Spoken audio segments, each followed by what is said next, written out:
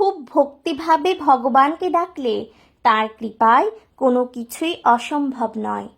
এই কথাটিকে ভগবান শ্রী রামকৃষ্ণদেব আমাদের খুব সুন্দর একটি গল্পের মাধ্যমে বুঝিয়েছেন। একজনের ছিল একটি মাত্র ছেলে। ছেলেটির অসুখ হয়ে একেবারে যায় অবস্থা। তার বাবা যাকে পায় ব্যাকুল হয়ে তাকে জিজ্ঞেস করে ছেলেটি কি করে বাঁচবে।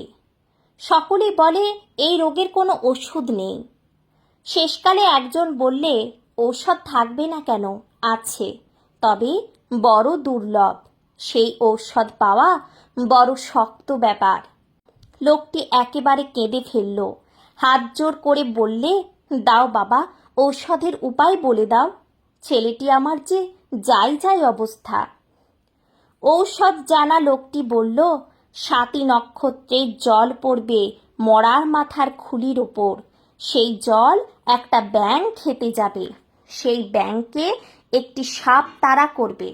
ব্যাঙকে সাপ কামড়াতে গেলে ব্যাঙটি পালিয়ে যাবে, আর সাপের বিষ ওই মরার মাথার খুলিতে পড়বে। সেই বিষ জল এনে যদি একটু রোগীকে খাওয়াতে পারো তবে তোমার ছেলে বাঁচবে। ভগবানের নাম করতে করতে লোকটি বাড়ি ফিরে এলো। তারপর পাঁজি দেখে আকাশে 7টি নক্ষত্রের যখন উদয় হবে সেই সময় ঔষধের খোঁজে বেরিয়ে পড়ল। ব্যাকুল হয়ে সে ভগবানকে ডাকছে। দেখতে দেখতে হঠাৎ এক পশলা বৃষ্টিও হয়ে গেল। তখন তার মনে আনন্দ হলো। তবে বুঝি ঠাকুর মুখ তুলে চাইলেন। তারপর খুঁজতে খুঁজতে দেখলে শ্মশানের ধারে একটা মরার মাথার খুলিও পড়ে আছে। তাতে খানিকটা 7টি নক্ষত্রের জলও পড়েছে। তার মনে আরো আনন্দ হলো। আরো ব্যাকুল হয়ে ভগবানকে ডাকতে লাগলো। তারপর দূরে একটা ব্যাঙও দেখা গেল।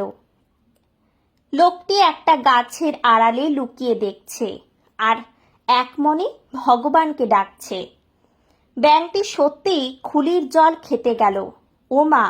ঠিক সেই সময় কোত্থেকে একটা কালো সাপ ফোঁস করে ফনা ধরে ব্যাঙকে তাড়া করে এলো।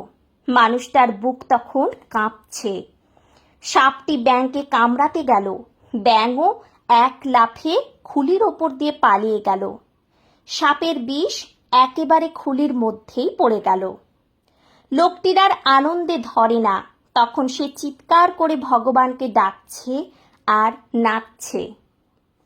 তার কাণ্ড দেখে সাপটাও গেল পালিয়ে।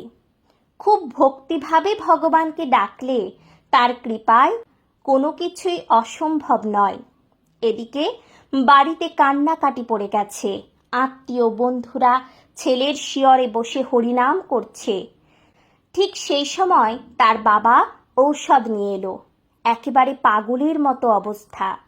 অনেক কষ্টে খানিকটা ঔষধ রোগীর মুখের ভিতরে ঢেলে দেওয়া হলো। একটু সময় যেতে না যেতেই রোগী মা বলে চোখে চাইল।